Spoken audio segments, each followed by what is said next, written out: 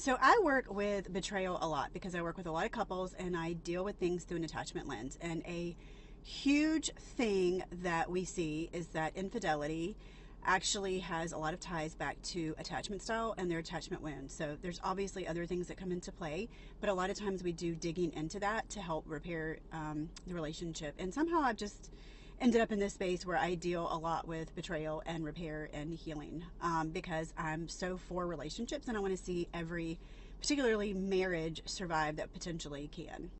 Leslie Wells, Connection Coach here. I help individuals heal, improve, thrive, and grow in their romantic relationships by looking at things through an attachment lens, examining their attachment style and their partners so that they can break negative cycles in relationships. And that's kind of how infidelity ends up coming into this.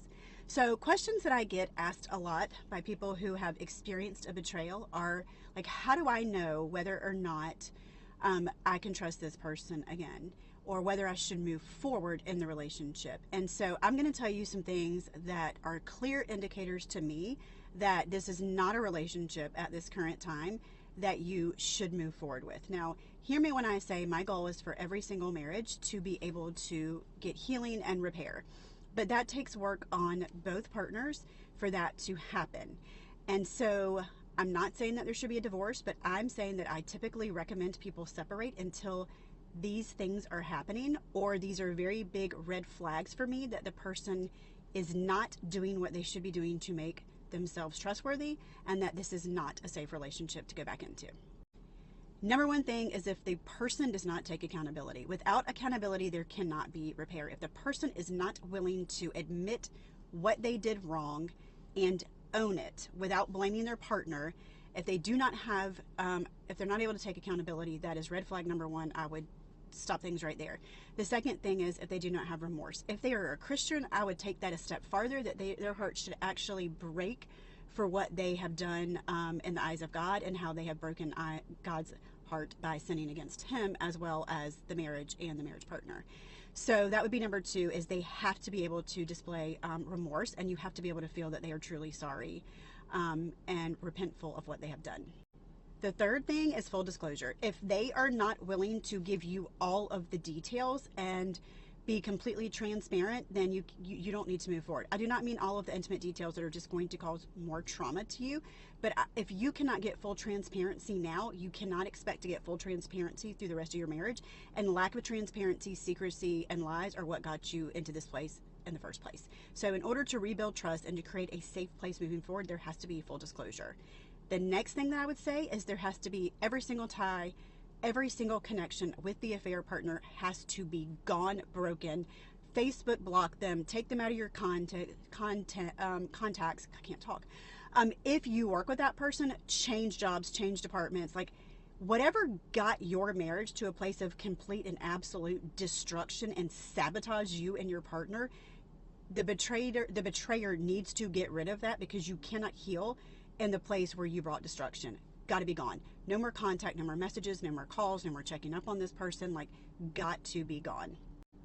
The next thing that I would say is would be a huge red flag moving forward, is if there is not complete like sharing of things. Like privacy's gone, right? Like GPS tracker, you should both be able to have that on your phone. You should be able to hand over your phone whenever you want. You should be able to check emails. You should have passwords to stuff.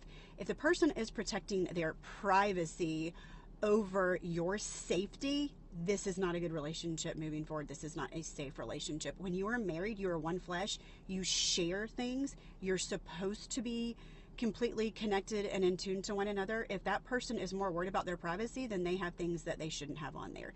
You should not be having secrets from your spouse, unless maybe you're planning a surprise party or something like that. But if you have things on your phone that you are afraid your partner will see, they don't need to be on there. And if they're negative conversations about your partner, you're not really doing right by your partner anyway. Again, there should be no problem offering your spouse or your partner safety over privacy. The last thing that I would say is that person has to be 100% committed to doing the work, and that means that they are seeking healing for themselves as well.